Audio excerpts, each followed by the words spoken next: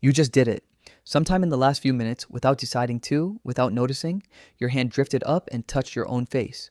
Maybe you rested your chin in your palm. Maybe you brushed your cheek or ran a finger along your lip. You weren't itchy. Nothing was wrong. You just did it. You probably think of this as a meaningless little habit, but the real answer is far stranger. That small, constant gesture is not a habit at all. It's one of the oldest tools your brain has, and it's working on you right now, dozens of times every hour to keep you from falling apart. Let's start with how often it actually happens. In 2015, an epidemiologist named Mary-Louise McLaws filmed medical students and counted every time they touched their faces. On average, each person did it 23 times an hour. Nearly half of those touches landed on the mouth, the nose, or the eyes. That's once every 2.5 minutes all day for your entire life. And almost none of it is conscious. For a long time, the easy assumption was hygiene. You touch your face to scratch an itch or fix your hair. But when scientists watched closely, that explanation collapsed. The overwhelming majority of face touches serve no physical purpose. There's no itch, there's no crumb, so what is your hand actually doing up there? This is where a German scientist named Martin Grunwald changed the picture. Grunwald runs a touch research laboratory at the University of Leipzig. He refused to dismiss these touches as random fidgeting. He named them spontaneous facial self-touch, and he set out to find when they happen. What he discovered is that they are not random at all. They spike when you are concentrating hard. They spike when your memory is under strain.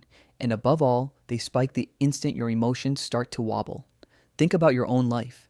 The hand that flies to your mouth at shocking news. The fingers that press your forehead when a problem won't solve.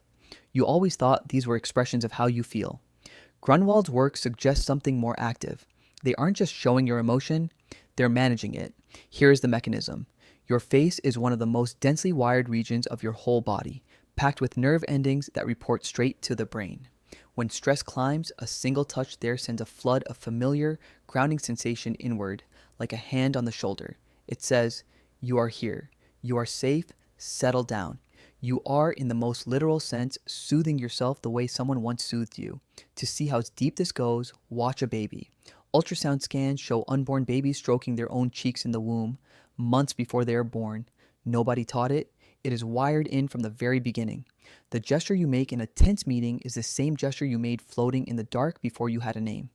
And it didn't begin with humans. The anthropologist Robin Dunbar studied grooming in primates, monkeys picking through each other's fur. People assumed it was about cleanliness. Dunbar showed it was something else. The slow, rhythmic stroking calms the nervous system and releases the body's own natural opioids, flooding the animal with a feeling of safety. It's how primate societies hold themselves together, one gentle touch at a time. So look at your hand on your own cheek. You are a primate who often has no one nearby to groom you, so you do it yourself. But Grunwald found something even more surprising. These touches aren't only about feeling better, they're tied to thinking itself.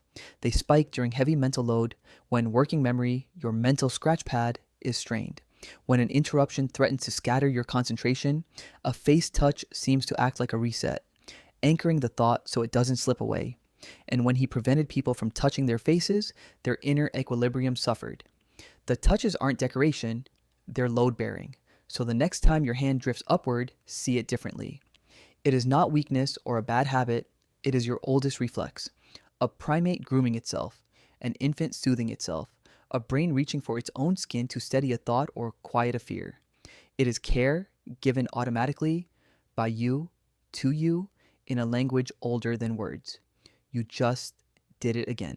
Sometime while you were reading this, your hand drifted up and touched your face, and now you know it wasn't nothing.